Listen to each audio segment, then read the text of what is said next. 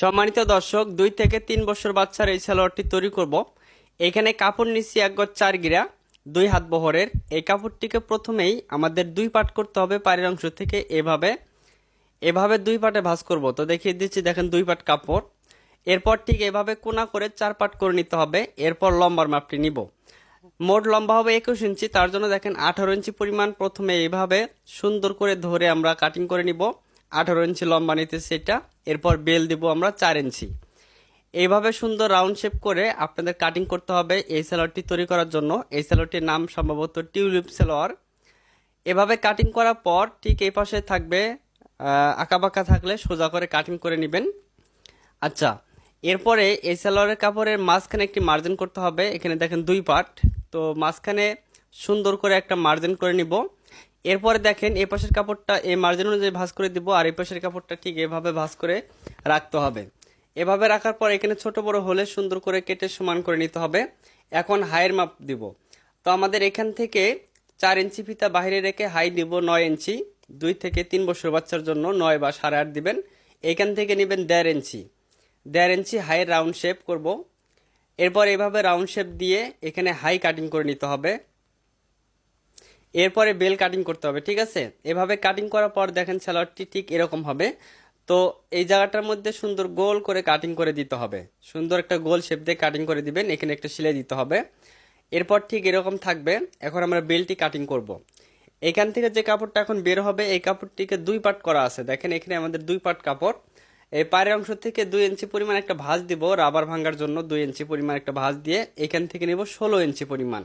বেলের ঘেরটা 16 ইঞ্চি নিলাম।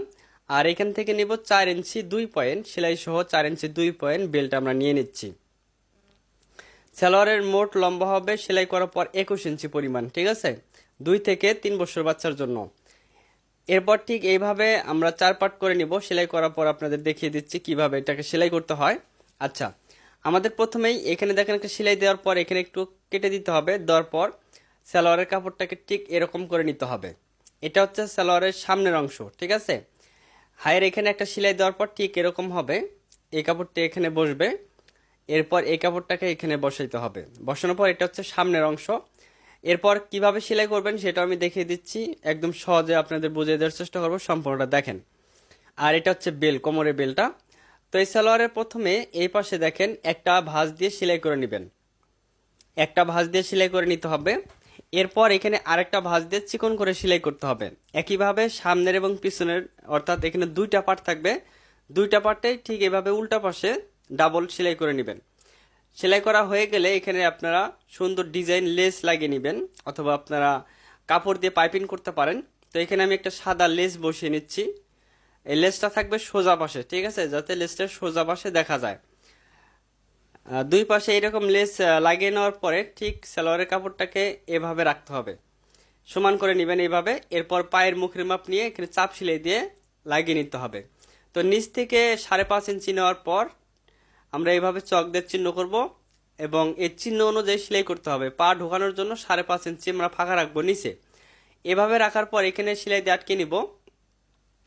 আবার এই পাশেও সেলাই দিয়ে আটকে নিতে হবে, তাহলে আমাদের 2 পাশের যাতে ডিজাইনটা সুন্দর হয়। এরপর এখানে চাপ সেলাই দিয়ে আমরা লাগিয়ে নিব। নিচে যে 5.5 ইঞ্চি মাপ নিলাম সেখানে একটা চকের চিহ্ন করছি, সেই চিহ্ন অনুযায়ী ভালোভাবে বারটেক দিতে হবে যাতে এখান থেকে সেলাইটা খুলে না যায়, ঠিক আছে। একইভাবে আবার এই পাশের পায়ের অংশটাকেও সেলাই করে নিতে হবে। এই যেটা হচ্ছে পা ঢোকানোর জন্য নিচে ফাঁকা অংশ। একইভাবে এই পাশেও সেলাই দিয়ে নিতে হবে। নিচের কাপড়টাকে সরিয়ে সেলাইটা দিবেন যাতে নিচের কাপড় সহকারে যাতে আবার আটকে না যায়, ঠিক আছে, খেয়াল করবেন। এভাবে চাপ সেলাই দিয়ে সেলাই শেষে একটা বারটেক এখানে দিয়ে দিবেন যাতে এখান থেকে সেলাইটা খুলে না যায়। বারটেক দেওয়া হয়ে গেলে আপনাদের কোমরে কুচি দিতে হবে।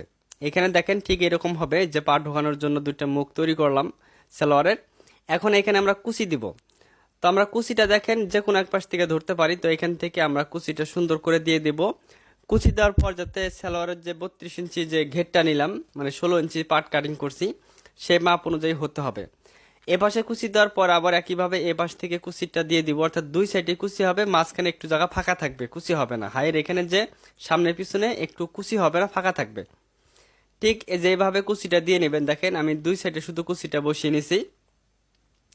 এরপর বেল সেটিং করতে হবে। তো এটা হচ্ছে আমাদের কোমরের বেল।